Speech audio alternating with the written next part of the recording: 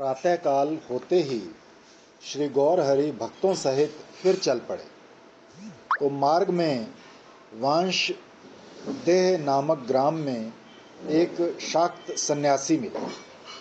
उसने श्री गौरहरि को अपने आश्रम में ले जाने के लिए बहुत कुछ जोर दिया, परंतु चतुर चूड़ामणि श्री गौरहरि उस सन्यासी को अच्छी तरह जानते थे। उसका चरित्र उसी के मुख से कहलाने के लिए बोले, तुम तो आज बहुत दिनों में मिले, तुम्हारे को देखकर बड़ा आनंद हुआ। तो श्री गौरहरि के मिष्ट वचनों से संतुष्ट होकर सन्यासी अपने मन का सब भेद और अन्य अन्य बहुत से शाक्त सन्यासियों का हाल निष्कपट भाव से वर्णन करने लगा। श्री गौरहरि सुनते जाते और मंद मंद मुस्कुराते जाते। अंत में उस शाक्त सन्यासी ने कहा, आज आप सब लोग मेरे मठ पर चलो, वहाँ हम तुम सब मिलकर आनंद लेंगे। तो इस आनंद शब्द का अर्थ शाक्त मत में मद्यपान होता था। तो श्री गौरहरि पहले श्री नित्यानंद के मुख से ललितपुर में इसका अर्थ जान चुके थे। तो अतः आप मुस्कुराकर बोले कि आप अपने मठ पर पधारिए, हम अभी आते हैं। तो सन्यासी ठाकुर श्री गौरहरि के कथनानुसार अपने आश्रम में पहुंचकर प्रतीक्षा करने लगा। वो शाक्त सन्यासी पतित पावन श्रीमन महाप्रभु का ध्यान करता करता अंत में अपने सब दोषों को त्याग कर श्री भगवान के भजन में ही रत हो गया। श्री निमाई चांद ने उपरोक्त लीला से भक्तों को शिक्षा दी, पापी को देखकर घृणा करना ये सज्जनों का काम नहीं, उसके उद्धार में बुद्धि लगाना ये साधुओं का कर्तव्य है। अब उस शाक्त सन्यासी की बुद्धि को पलटा देखकर उससे मिलने वाले जितने शाक्त सन्यासी थे वो भी सभी वैष्णव हो गए। किसी को भी जीतने का उपाय यही है। वो बहुत गुस्सा करता है ना उसका लड़का, और झगड़ते रहते हैं। फिर मेरे को जाते जाते शोक पूछता है, मेरा क्या कर्तव्य है? मैं कहती हूँ, तेरा कर्तव्य उनको नफरत करना या डांटना नहीं। तुम उनको कुछ बोले बिना अपने हृदय से उन दोनों बच्चे और माँ बाप के प्रेम की किरणें भेजता रहा था। देखना थोड़े दिनों में वो वहाँ तक पहुँच जाएगा। तो आज फोन आए तो आगे सीखी। क्योंकि किसी को नफरत करना भी हम भगवान का स्वभाव दिया हुआ है, उसी से नफरत कर रहे हैं, क्योंकि अंश तो वही है। तो ये भी एक शाक्त वैष्णव नाम करके श्रीमन महाप्रभु का एक बड़ा दल है। तो शाक्त सन्यासी का उद्धार करके श्री गौरहरि रेमुणा नामक ग्राम में पधारे। इस ग्राम में क्षीर चोरा श्री गोपीनाथ जी की प्रसिद्ध मूर्ति है। श्री गौर सुंदर ने मंदिर जाकर साष्टांग प्रणाम किया। इसी समय सबने क्या देखा कि गोपीनाथ जी के कंठ से पुष्प हार छिटक कर महाप्रभु के कंठ में आ गया। तो इससे वहाँ के सब लोगों को बड़ा आश्चर्य हुआ। श्री नदिया विहारी श्री गोपीनाथ जी का कृपा प्रसाद पाकर बहुत देर तक नृत्य कीर्तन करते रहे। श्री गोपीनाथ जी के पुजारी श्री गौर सुंदर के अनूप रूप और गुणों को देखकर मोहित हो गए। तुमने देखा हुआ ना, खीर चोरा देखा हुआ पूरी में? हाँ वहीं। तो उन्होंने महाराज की सेवा बड़े प्रेम से करी। उस दिन रात्रि में श्री हरि ने वही निवास किया। श्री रेमुणा ग्राम में क्षीर चोरा गोपीनाथ के अब तक उत्तम क्षीर का भोग लगता है। श्री गौर हरि ने उस दिन यहाँ इस क्षीर प्रसाद के लोभ से ही निवास किया था। इसमें अलौकिक स्वाद होता है। उसके विषय में श्री गौर हरि ने श्रीपाद ईश्वरपुरी गोस्वामी के मुखारविंद से श्रवण करी हुई कथा स्वयं भक्तों को सुनाई है। श्री हरि वक्ता हैं और भक्तगण श्रोता हैं। कहते हैं, प्रेमावतार श्रीपाद माधवेंद्रपुरी जब तीर्थाटन करते हुए दक्षिण देश पधारे, तब इस रेमुणा ग्राम में आए। आपकी अयाचित वृत्ति थी, अर्थात जो कुछ बिना मांगे मिल जाता उसी में संतोष करके कृष्ण भजन में मगन रहते। आपने श्री गोपीनाथ देव के दर्शन कर अपने को कृतार्थ माना और उनकी सेवा देखकर बड़े प्रसन्न हुए।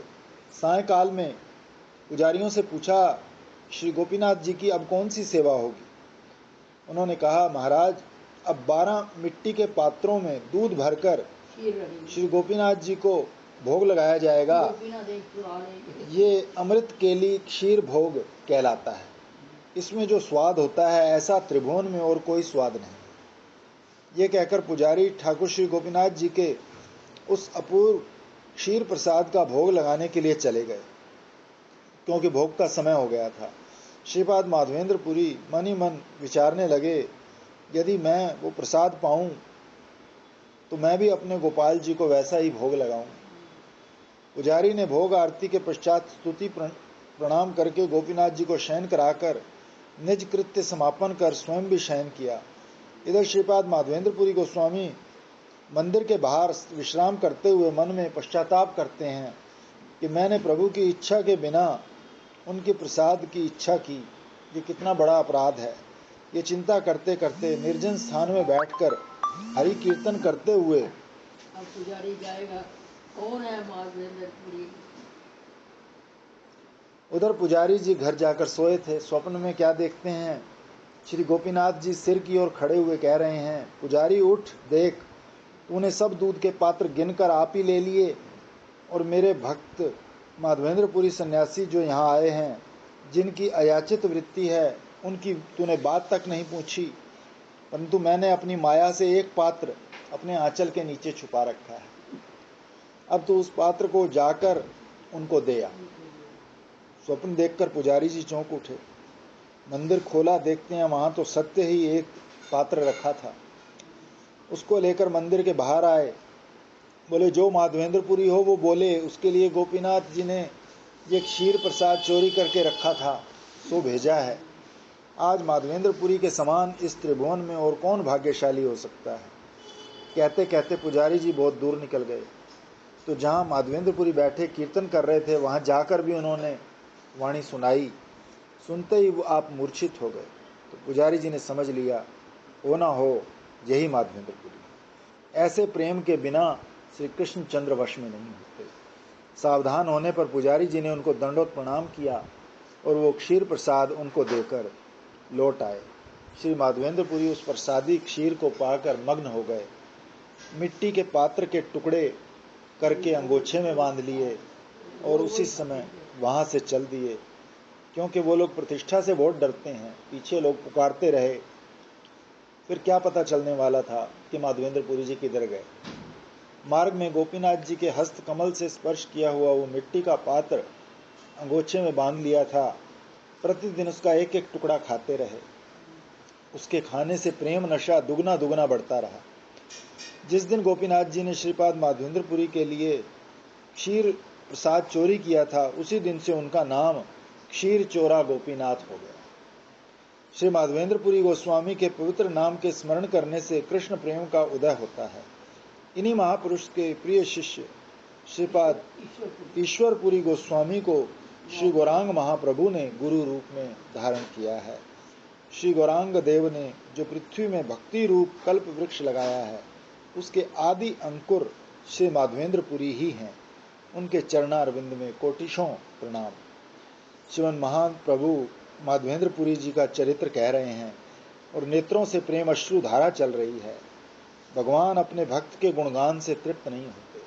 फिर दूसरी कथा कहने लगे, भक्तों, जब पुरी गोस्वामी श्री वृंदावन धाम पधारे, तब कृष्ण भगवान ने आपको बाल गोपाल रूप में दर्शन देकर कृतार्थ किया। प्रेमोन्मत्त होकर श्री वृंदावन धाम के वन वन घूमते हुए गोवर्धन में पधारे।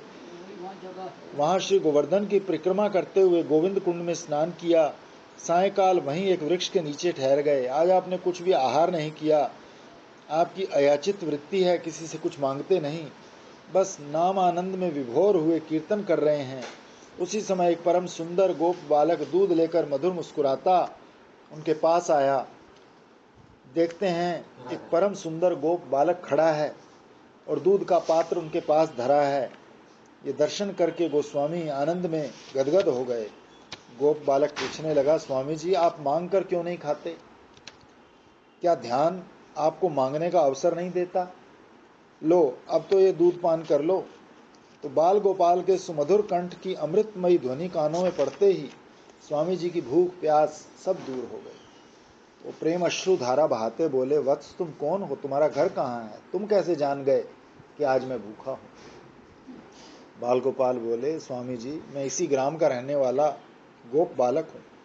हमारे ग्राम में कोई भूखा नहीं रह सकता। कोई अन्न मांग कर खा लेता है, कोई दूध पीता है। जो किसी से कुछ नहीं मांगते उनको भोजन देना मेरा काम है।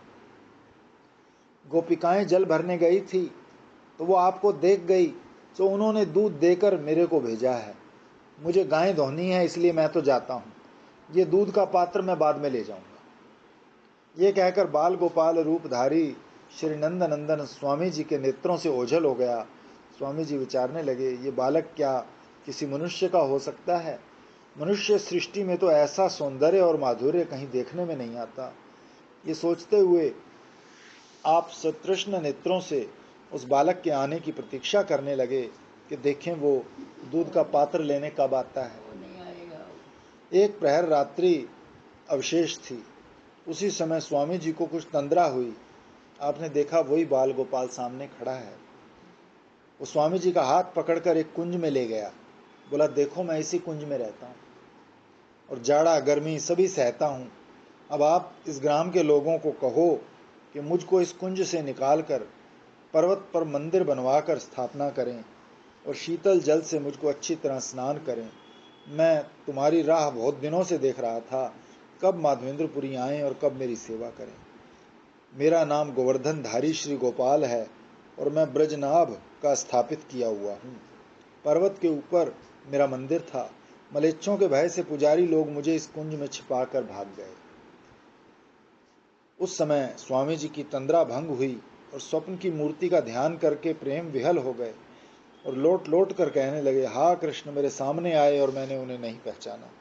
उसी रूप माधुरी में निमग्न स्वामी जी स्नान करके ग्राम में पहुंचे और सब लोगों को इकट्ठा करके अपना अनुभव किया हुआ स्वप्न का वृतांत सुनाया और आज्ञा दी कि तुम सब लोग कुदाल कुठार फरसे लेकर मेरे साथ चलो।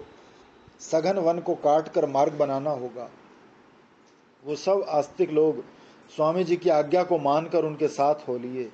कुंज को काट कर मिट्टी हटाई तो सत्य ही श्री बाल गोपाल जी शयन कर रहे थे और मूर्ति इतनी विशाल कि उसको एक बलिष्ठ पुरुष नहीं उठा सकता। अब तो पूरी गोसाई आनंद में विभोर होकर नृत्य करने लगे। जय गोपाल बाल गोपाल। आकाश मंडल ध्वनि से गूंजने लगा। बहुत से लोग मिलकर श्री बाल गोपाल जी को गोवर्धन की तलहटी में ले आए, जहाँ एक शिला का सहारा देकर श्री गोपाल जी को विराजमान किया। अब तो अनेक ब्रजवासी ब्राह्मण श्री गोविंद कुंड से जल ला लाकर सहस्रों कलशों से श्री बाल गोपाल को स्नान कराने लगे। अनेक ब्रजवासी नाना प्रकार के बाजे बजाकर श्री गोपाल जी के आगे नाचने लगे। ब्रज की गोपिकाएं मधुर स्वर से रसिए गा गा कर श्री गोपाल को रिझाने लगी। सब अपने अपने घर से दही दूध घी मिष्ठान गंध पुष्प धूप दीप माला वस्त्र आदि ला ला कर श्री गोपाल जी के अर्पण करने लगे। श्रीपाद माधवेंद्रपुरी ने श्री बाल गोपाल का स्वयं अपने हाथ से अभिषेक किया। प्रथम कुंज की लगी हुई रज को छुड़ाया। अब तो श्री बाल गोपाल जी की छवि अद्भुत हो गई। सब लोग दर्शन करके जय गोपाल जी की, जय बाल गोपाल जी की आकाश मंडल को विदीर्ण करने लगे। तत्पश्चात श्री गोस्वामी जी ने बाल गोपाल का महाअभिषेक आरंभ किया। मंत्र पढ़ पढ़कर पंचगव्य पंचामृत से श्री अंग को खूब मल मल कर स्नान कराया। फिर सुंदर नवीन वस्त्रों से पहुँचकर इत्र आदि सुगंधित द्रव्यों से आपके श्रीअंग की शोभा को बढ़ाया। पश्चात षोडशोपचार पूजन करके माखन मिश्री का बाल भोग लगाकर आरती उतारी। फिर यथा विधि स्तुति करके दंडवत किया। उपस्थित लोगों ने भी स्वामी जी का अनुकरण किया। श्री ठाकुर जी के राजभोग की सामग्री इकट्ठी होने लगी। ग्राम भर से जितना चावल दाल आटा था सब आ गया। प्रेम मग्न कुम्हार भी अपने अपने घरों से मिट्टी के सब बर्तन लाए। अब पाक बनने लगा। 10 ब्राह्मण तो चावल ही चावल रांध कर ढेर लगाने लगे। 5 रसोइये साग ही साग बनाने लगे। इसके अतिरिक्त किसी ने बड़े बनाए, किसी ने पकौड़ी उतारी, किसी ने कढ़ी बनाई। सब पाकों में घृत बहुत प्रयोग किया गया था। बहुत से ब्रजवासियों ने खीर रबड़ी पेड़े बर्फी दही बड़े रायता बहुत मात्रा में बना डाले। यूँ समझो कि इन सब पाकों का एक दूसरा पर्वत हो गया। बस सच्चे अन्नकूट का साक्षात दृश्य सबको भासने लगा। श्री पुरी गोस्वामी ने बाल गोपाल को भोग लगाया और भक्तों का दिया भोजन बाल गोपाल जी ने बड़े प्रेम से पाया। जब श्री गोपाल जी तृप्त हो गए तब श्री पुरी गोस्वामी ने आचमन कराया। फिर सब ब्राह्मणों ने, सब ब्रजवासियों ने तृप्त होकर प्रसाद पाया। ध्यान रहे, जिस भोग को श्री विश्वम्भर स्वीकार करते हैं वो भोग उनके खाने पर भी नहीं घटता, क्योंकि श्री भगवान अनंत हैं। उनकी स्वीकारी हुई सभी भेंट भी भक्तों के लिए अनंत हो जाती हैं। राजभोग हो जाने पर श्री गोस्वामी जी ने श्री बाल गोपाल को शयन करा दिया। संध्या काल में श्री बाल गोपाल देव को फिर उठाया और यथाविधि भोग आरती करने के उपरांत फिर शयन करा दिया। श्री पुरी गोस्वामी ने ब्रजवासी ब्राह्मणों को बाल गोपाल की सेवा में नियुक्त किया। वो लोग भी श्री बाल गोपाल की सेवा करते हुए परम वैष्णव हो गए। श्री पुरी गोस्वामी ठाकुर जी को शयन कराकर कुछ दुग्ध प्रसाद लेकर उस रात्रि में श्री ठाकुर जी के चरणों के पास ही सो गए। श्री बाल गोपाल के प्रकट होने का समाचार बिजली की भांति सर्वत्र फैल चुका था। प्रातः काल में ब्रजवासी लोग अपने अपने ग्रामों से टोली बना बनाकर दर्शनों को आने लगे। अब तो श्री गोपाल जी का कभी किसी ग्राम की ओर से, कभी किसी ग्राम की ओर से नित्य अन्नकूट होने लगा। मथुरा के धनी लोग श्री गोवर्धन में श्री गोपाल जी के प्राकट्य को सुनकर चांदी, सोना, धन, रत्न, वस्त्र आदि ले लेकर श्री प्रभु के दर्शनों को आने लगे और अपनी अपनी भेंट श्री प्रसाद जी के चरणारविंद में चढ़ाकर अपने को कृतार्थ मानने लगे। एक धनवान क्षत्रिय ने आपका एक बहुत सुंदर मंदिर बनवा दिया। ब्रजवासी जमींदारों ने गोपाल जी को एक एक गांव भेंट की। फिर तो श्री गोपाल जी की हजारों गायें हो गई और सेवा कार्य सुचारू रूप से चलने लगा। उसी समय गौड़ देश से 2 वैरागी ब्राह्मण श्री गोवर्धन में आए। श्री माधवेंद्रपुरी इनको अधिकारी जानकर श्री बाल गोपाल की सेवा उन्हें देकर निश्चिंत हो गए। श्री पुरी गोस्वामी 2 वर्ष तक गिरिराज जी की तलहटी में घूमते हुए श्री बाल गोपाल जी के दर्शनों का आनंद लेते रहे। तदनंतर एक दिन स्वप्न में वही ब्रजराज त्रिभुवन सुंदर श्री गोपाल मुस्कुराते हुए बोले, पुरी, मेरे शरीर का ताप दूर नहीं होता, जो यदि मलयाचल का चंदन मिले तो शरीर शीतल, लेने जाएंगे। सो चंदन नीलाचल में मिल सकता है, तुम शीघ्र जाकर ले आओ। स्वप्न देखते ही माधवेंद्रपुरी जी की आंख खुल गई।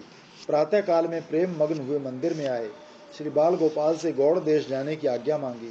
श्री बाल गोपाल के कंठ की माला खिसक कर आपके कंठ में आ गई। माला प्रसाद पाकर अब गौड़ देश को चल दिए। इसी अवसर में आपने नदिया प्रांत में पहुंचकर श्री अद्वैताचार्य को दीक्षा मंत्र दिया। यहाँ से चलकर श्री रेमुना पहुंचे। वहाँ श्री गोपीनाथ जी के दर्शन कर उनका खीर प्रसाद पाकर जगन्नाथ क्षेत्र की ओर प्रस्थान किया। को भी मंत्र दिया और महाप्रभु को भी मंत्र दिया। और ये अब के झगड़ने वाले लोग जो हैं कहते माधव गौड़ेश्वर मत न रखो, तुम जड़ को ही उखाड़ दोगे। जिससे उन्होंने मंत्र लिया, जिसको वो गुरु कहते हैं, उसी का जड़ को उखाड़ दोगे कि गुरु कोई था नहीं, उनका कोई गुरु नहीं। सबसे ज्यादा ये हरिनाम वाला उसका, जिसका 4 संप्रदाय नहीं 6 संप्रदाय। अरे तुम संप्रदाय बना लो, लेकिन तुम एक दिन अद्वैतवाद में लिखा हुआ ना माधव गौड़ेश्वर, तो राजू को कहता है अब तुम माधव गौड़ेश्वर बंद कर दे लिखना। उसने कहा मेरे गुरुजी ने जो सिखाया मैं तो वही करूँगा, आप जो करना करो।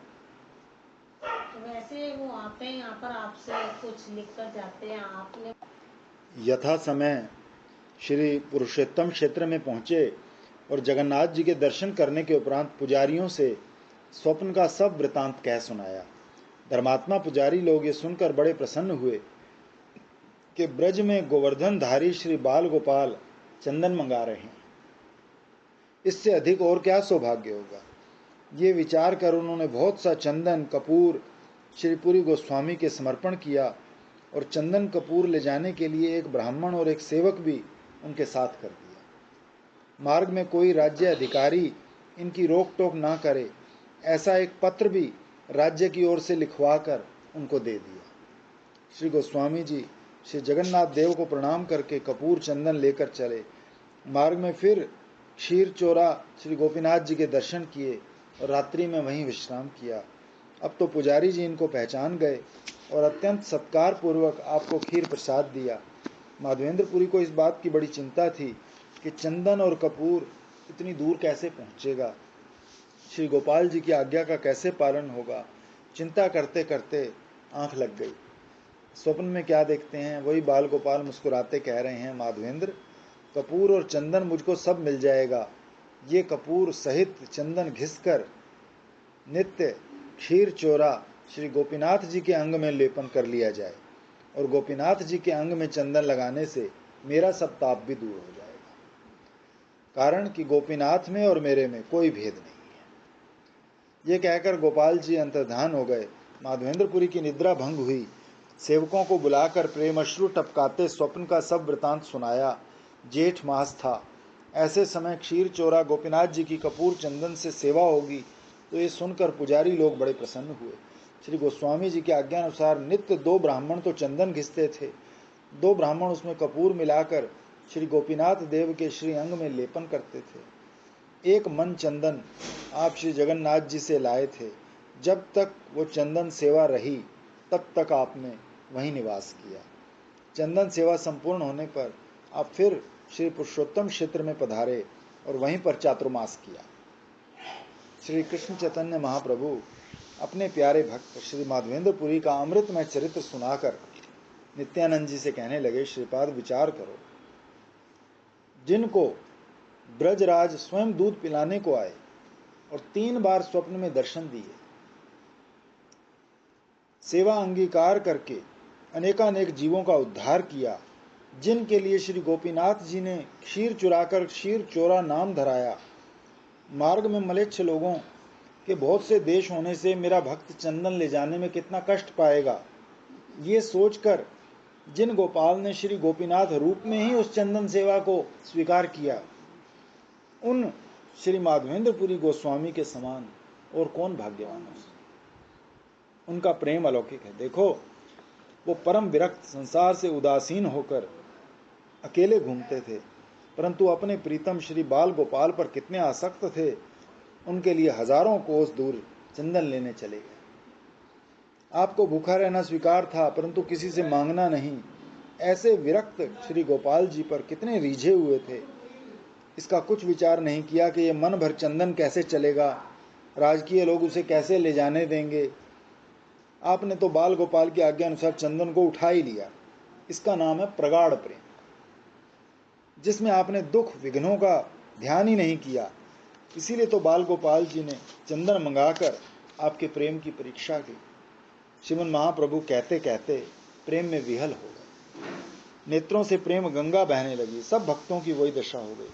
उसी समय आपको श्रीपाद पुरी गोसाई रचित श्लोक स्मरण हो गया और गदगद कंठ से पढ़ने लगे, अई दीन दयादर्थ नाथ, हे मथुरा नाथ, कदावलोक्य से हृदयम त्वदलोक कातरम दयित भ्राम्यति किम करोम्यहम। ये श्लोक श्री राधिका जी के मुख से उस समय का कहा हुआ है जब ब्रजराज नंद नंदन मथुरा चले गए। माधवेंद्रपुरी जी की जिह्वा पर वियोगिनी श्री राधिका जी का वो वचनामृत यूं का यूं स्फुर आया और इसी को पढ़ते पढ़ते उन्होंने नित्य धाम में प्रवेश किया। इस श्लोक का अर्थ इस प्रकार है कि हे दीन दयालो, हे नाथ, हे मथुरा नाथ, मैं आपके दर्शन कब पाऊं। हे प्रीतम, आपके दर्शनों के लिए मेरा मन व्याकुल और मूर्छित होता है। मैं क्या करूं, कृपया करके मेरे को बताओ। उक्त श्लोक को पढ़ते पढ़ते श्रीमन महाप्रभु भी मूर्छित हो गए। कुछ देर में आपने इस प्रेम पाठ को समाप्त किया। श्री कृष्णदास कविराज गोस्वामी का कथन है कि जो सज्जन माधवेंद्रपुरी के इस पवित्र चरित्र को श्रद्धापूर्वक श्रवण करेंगे, उनको श्री कृष्ण चरणारविंद में अवश्य प्रेम धन मिलेगा। रेमुणा से चलकर श्रीमन महाप्रभु कटक के पास जाजपुर गांव में आए, जहां आपके पूर्व पुरुष निवास करते थे। यहाँ श्री हरि ने एक दिन निवास किया। ये जाजपुर ग्राम महातीर्थ है। श्री लोचनदास ठाकुर का कथन है कि यहाँ ब्रह्मा जी ने ब्रह्म ऋषियों सहित यज्ञ किया है। यज्ञ के पश्चात ये क्षेत्र ब्राह्मणों को देकर यह आशीर्वाद दिया कि यहाँ जो कोई महापापी भी मरेगा तो वो भी पाप से छूटकर शंकर स्वरूप हो जाए। यहाँ सैकड़ों शिव जी के मंदिर हैं और केवल यहाँ ब्राह्मणों की ही बस्ती है, इसीलिए इसको ब्राह्मण नगर भी कहते हैं। रंगीले ठाकुर श्री गौर हरि ने यहाँ एक लीला करी। सब भक्तों को छोड़कर अकेले ही सब देव मंदिरों के दर्शन को चल दिए। भक्तवृंद प्राणनाथ को ना देखकर व्याकुल होने लगे। तब नित्यानंद प्रभु ने सबको सांत्वना दी, बोले घबराओ मत, श्री गौर हरि भीड़ भाड़ में देव दर्शन से तृप्त नहीं होते, इसलिए अकेले ही चले गए हैं। हमको भिक्षा करके यहीं रहना चाहिए। श्रीमद् महाप्रभु कल यहीं मिल जाएंगे। भक्तों ने नित्यानंद प्रभु की आज्ञा शिरोधार्य करके उस दिन वहीं निवास किया। अगले दिन सदानंदमय प्रभु वहीं आ मिले। अब तो भक्तों के आनंद की सीमा न रही। सब मिलकर उच्च स्वर से हरिध्वनि करने लगे। उसके बाद उसी दिन भक्त मंडली सहित श्री गौर हरि कटक को चल दिए। कटक नगर पुण्यतोया महानदी के तट पर बसा हुआ है। श्रीमद् महाप्रभु ने यहाँ पहुंचकर महानदी में स्नान किया, फिर साक्षी गोपाल के दर्शन किए। साक्षी गोपाल यहाँ एक प्रसिद्ध जागृत विग्रह है। श्री मंदिर में साक्षी गोपाल के सामने श्री गौर हरि ने तो किया होगा जब गए थे, हम भी सब करते हैं। तो भैया जी को श्रेय है, इन्होंने सब कराया था। डब्बू तब कलकत्ते में था, तो 2 दिन हम कलकत्ते में रहे, फिर हम वो अपनी गाड़ी में हमको मंदिर तो 5-6 बार है। बोला मैं तो बाहर ही बैठा रहूँगा, वो जो चढ़ इन लोगों को मंदिर में अंदर जाना। श्री नित्यानंद उस कथा को सुनाने लगे। पहले विद्यानगर में 2 ब्राह्मण रहते थे। उनमें एक वृद्ध था और दूसरा किशोर अवस्था का था। एक समय दोनों एक साथ तीर्थ यात्रा को चले और काशी, प्रयाग, गया तीर्थों के दर्शन करते हुए श्री वृंदावन पधारे।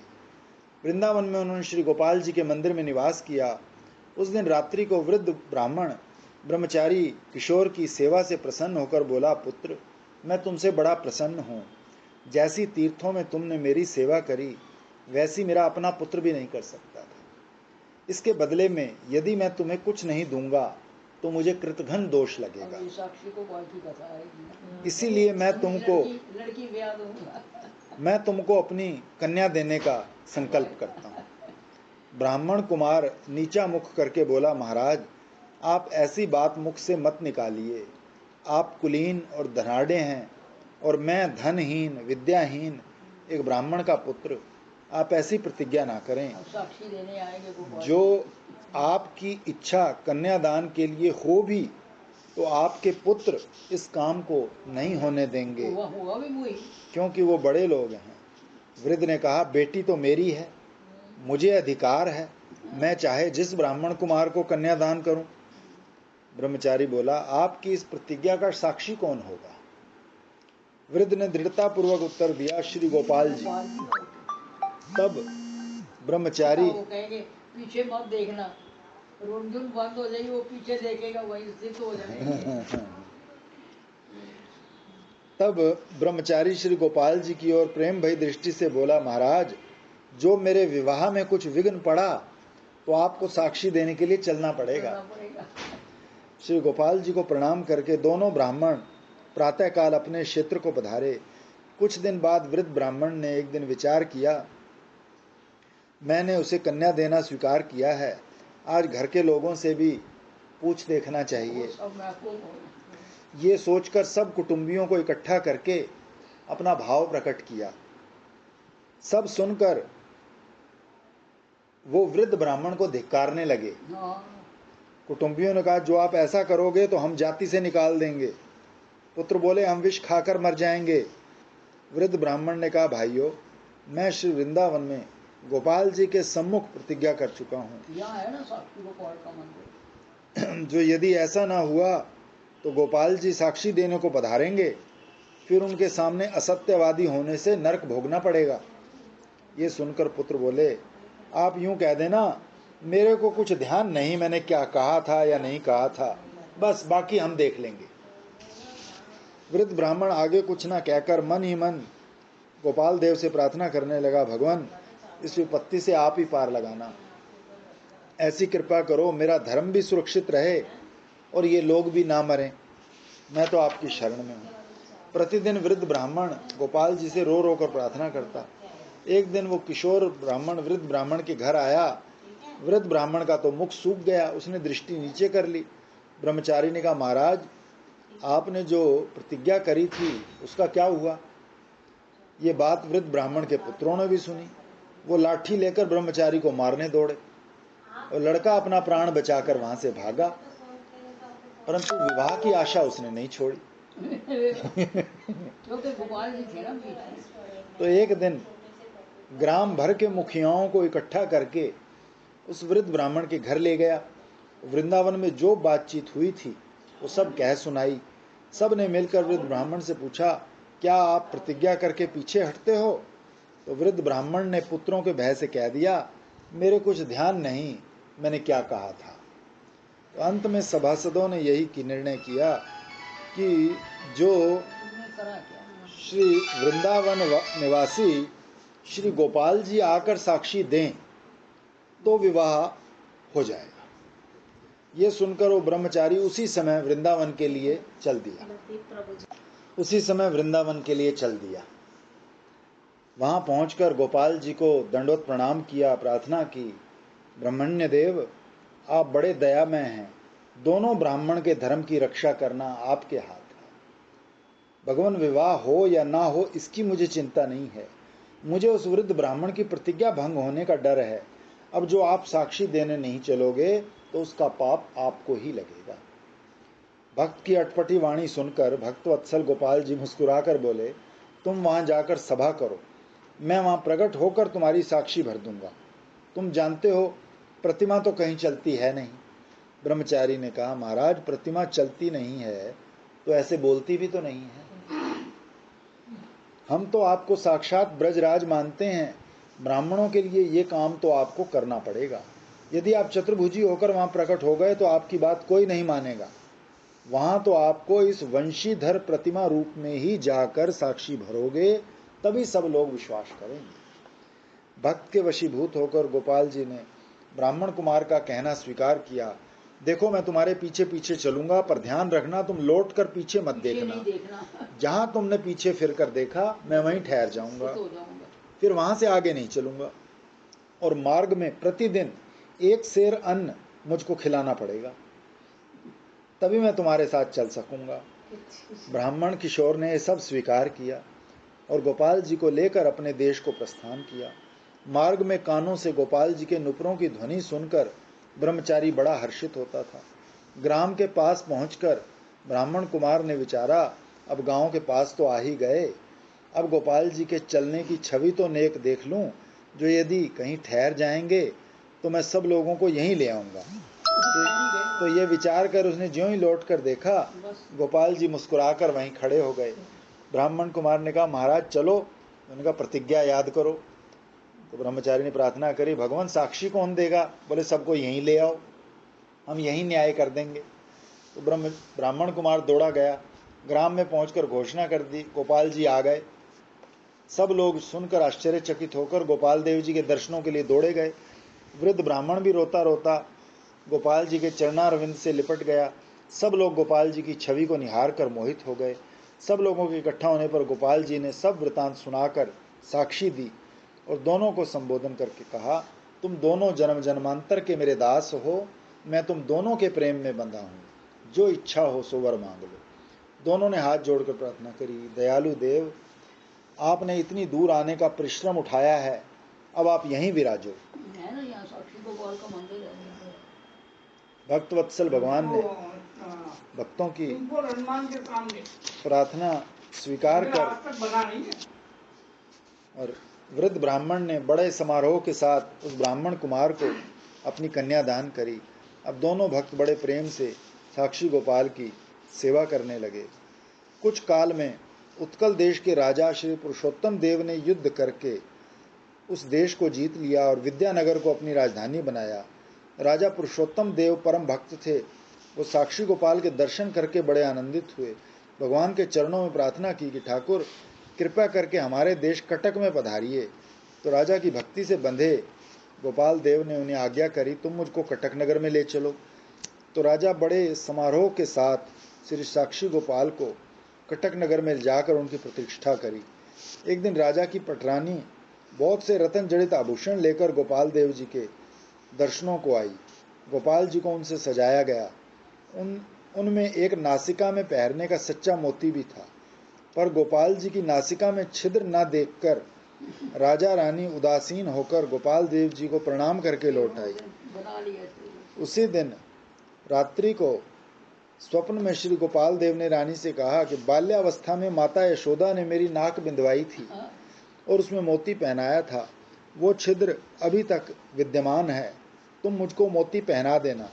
अगले दिन प्रातःकाल राजा रानी दोनों मंदिर में गए तो ध्यान से देखा तो गोपाल जी की नासिका में छिद्र विद्यमान था। मोती पहनाकर गोपाल देव जी की छवि निहार कर आनंद में मग्न हो गए। जैसे पुरुषोत्तम देव महाराज भक्तिमान महापुरुष थे, राज पटरानी भी वैसी ही भक्तिमती सौभाग्यवती रमणी थी। राजा रानी ने उस दिन बड़े समारोह से महोत्सव मनाया और इस प्रकार गोपाल जी कटक नगर में पधारे, परंतु आपका साक्षी गोपाल नाम वही का वही। ये कथा साक्षी गोपाल के मंदिर में बैठकर श्री नित्यानंद जी ने भक्तों सहित श्री गौर सुंदर को सुनाई। श्री गौर सुंदर साक्षी गोपाल के सन्मुख बैठे हुए कानों से तो कथा सुन रहे थे और नेत्रों से उनकी रूप सुधा का पान कर रहे थे। उस समय भक्तों को श्री गोपाल जी का और श्री गौर हरि की एक छवि भास रही थी। बस भेद इतना था कि एक श्री भगवान रूप में विराजे थे और एक भावुक रूप में।